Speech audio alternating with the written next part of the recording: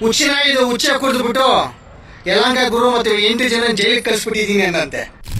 ನೀನು ಒಳ್ಳೆ ಕುಟುಂಬದಲ್ಲೇ ಜನಿಸಿದ್ರೆ, ಸಭ್ಯಸ್ನಾಗಿದ್ರೆ, ನನ್ನನ್ನ ಜೈಲಿಗೆ ಕಳಿಸಿರೋದನ್ನ ರುಜುವಾತ್ ಮಾಡಬೇಕು.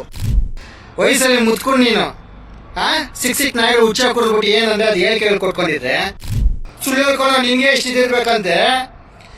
ಎಲ್ಲಾರ ಪರ ಹೋರಾಟ ಮಾಡೋದು ನಮ್ಗೆ ಎಷ್ಟು ತಾಕತ್ತೆ ಧೈರ್ಯ ಇರಲ್ಲ.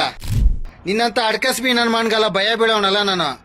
ಕಂತ್ರಿ ಗಜ್ಜಿ ನನ್ನ ಮಗ ಯಾರೋ ಒಬ್ಬ ಅವಿವೇಕಿ ಹುಚ್ಚಿನಾಯಿದು ಹುಚ್ಚ ಕುಡಿದ್ಬಿಟ್ಟು ಯಲಹಂಕ ಗುರು ಮತ್ತು 8 ಜನ ಜೈಲಿಗೆ ಕಳಿಸ್ಬಿಟ್ಟಿದ್ದೀನಿ ಅಂದಂತೆ. ಸುಮಾರು ಜಾಗ ಹೇಳ್ಕೊಂಬಂದವನೆ. ನೀನು ಒಳ್ಳೆ ಕುಟುಂಬದಲ್ಲೇ ಜನಿಸಿದ್ರೆ, ಸಭ್ಯಸ್ನಾಗಿದ್ರೆ, ನನ್ನನ್ನ ಜೈಲಿಗೆ ಕಳಿಸಿರೋದನ್ನ ರುಜುವಾತ್ ಮಾಡಬೇಕು, ಸಾಬೀತು ಮಾಡು, ಒಪ್ಕೊಂತೀನಿ. ವಯಸ್ಸಲ್ಲಿ ಮುತ್ಕೊಂಡು ನೀನು ಸಿಕ್ ನಾಯಿಗಳು ಹುಚ್ಚ ಕುಡಿದ್ಬಿಟ್ಟು ಏನಂದ್ರೆ ಅದು ಹೇಳಿಕೆಗಳು ಕೊಟ್ಕೊಂಡಿದ್ರೆ ಸಮಾಜ ಹೆಂಗೆ ಹೇಳುತ್ತೆ ಹೇಳು? ಬಾಯಿ ಬಿಟ್ರೆ ಸುಳ್ಳು ಹೇಳ್ತೀಯ. ನೀನು ಸುಳ್ಳುಗಳು ಹೇಳ್ಕೊಂಡು ಜನಗಳಿಗೆ ಮಕ್ಕಳ ಟೋಪಿ ಹಾಕೊಂಡು ಬುಡೆ ಬಿಟ್ಕೊಂಡು ಜೀವನ ಮಾಡ್ತಾ ಇದ್ಯಾ.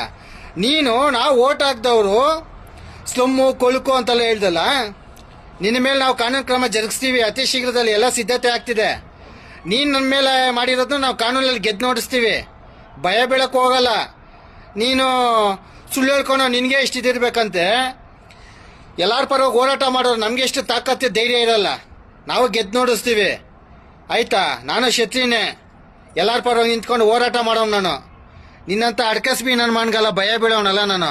ನ್ಯಾಯದಲ್ಲಿ ಗೆದ್ದು ನೋಡಿಸ್ತೀನಿ ನಾನು ನಿನಗೆ, ಆಯ್ತಾ?